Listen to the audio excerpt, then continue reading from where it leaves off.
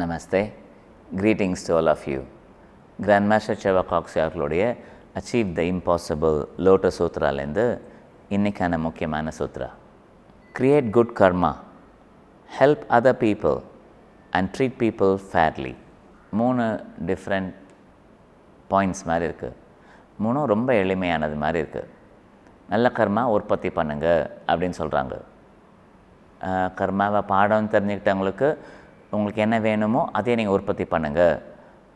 மற்றவங்க உங்களுக்கு மதிக்கணுன்னா நீங்கள் மற்றவங்கள மதிங்க. மற்றவங்க உங்களுக்கு உதவி செய்யணும்னு நினச்சிங்கன்னா நீங்கள் மற்றவங்களுக்கு உதவி செய்யுங்க. அது 2வது இதில் சொல்லிடுறாங்க. ஹெல்ப் அதர் பீப்புள் அப்படிங்கிறத சொல்லிடுறாங்க. அப்போ எதெல்லாம் நீங்கள் மற்றவங்களுக்கு உதவி செய்யக்கூடிய எண்ணங்களாவோ உணர்வுகளாவோ செயல்களாவோ செய்கிறீங்கன்னா அது உங்களுக்கு முழுக்க முழுக்க திரும்ப வரப்போகுது. இது சிம்பிள் கிளியர் மெசேஜ் மாதிரி இருக்குது. அதோட ஃபினிஷிங் பார்ட்டில் என்ன சொல்கிறாங்க? ட்ரீட் பீப்புள் ஃபேர்லி அப்படி சொல்கிறாங்க. ஃபேர்லின்னு என்னது?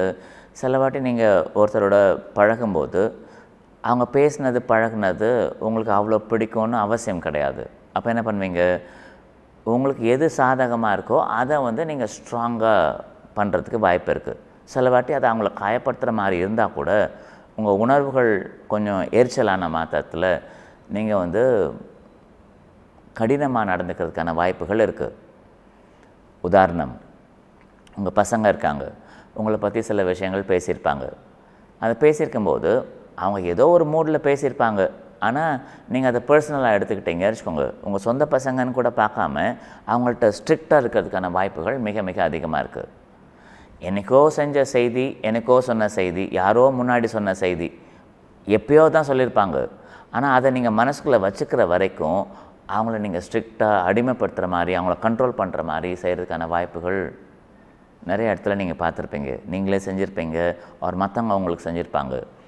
எப்போ மற்றவங்களுக்கு அவங்க செஞ்சது என்ன காரணத்துக்காகன்னு புரிஞ்சு, அவங்க எதுக்காக இதை பேசினாங்கன்னு புரிஞ்சு உணர்ந்து, சரி பரவாயில்ல அவங்களுக்கு ஒரு சந்தர்ப்பம் கொடுப்போம் அப்படின்னு நீங்கள் ஃபேராக முடிவு எடுக்கலையோ, அப்போ ஸ்ட்ரிக்டாக இருக்கக்கூடிய இடத்துல எல்லாத்துலேயுமே அவங்க என்றைக்கு அவங்க ஃபேரான ட்ரீட் பண்ணல அப்படிங்கிற நினைக்கக்கூடிய நிலைமை வருதோ அதெல்லாமே நம்ம திரும்பி வர்றதுக்கு வாய்ப்பு இருக்குது. அதனால தான் நீங்கள் செய்யும்போது, எந்த காரியம் செய்யும்போதும் உங்களுக்கு இது பிடிக்கும், ஆனால் அது அவங்களுக்கு சரியானதாக இருக்குமா, அவங்களுக்கு இது கரெக்டாக இருக்குமா அப்படிங்கிறத யோசிச்சிங்கன்னா அவங்களுக்கான ஃபேர் டீல் ஒன்று கொடுத்துருவீங்க. நீங்களும் ஜெயிக்கணும்னு பார்ப்பீங்க, ஆனால் அவங்களும் ஜெயிக்கணுங்கிற ஃபேர் டீலும் கொடுத்துருவீங்க. இப்படி இருந்ததுன்னா நம்ம என்டையர் லைஃப் பிரமாதமாக இருக்கும். இந்த சூத்ரா நம்மளுக்கு வாழ்க்கைக்கான ஹீலிங் மாதிரி. இதை திரும்ப திரும்ப திரும்ப ஞாபகப்படுத்துறது நல்லது. ஒரு வாட்டி கேட்டால் பத்தாது. என்னால் ஒரு வாட்டி கேட்டால் பத்தாது. இது செய்தி பார்த்தா ரொம்ப தெளிவாக தெரிஞ்ச மாதிரி தான் இருக்குது. நம்ம எல்லாருக்கும் இது தெரியும். ஆனால் அவங்கள்ட்ட நடந்துக்கிற விதத்தில், அந்த நிமிடத்தில், அந்த ஹீட் ஆஃப் த மொமெண்ட்டில் இது மறந்து போகிறதுக்கு வாய்ப்பு இருக்குது.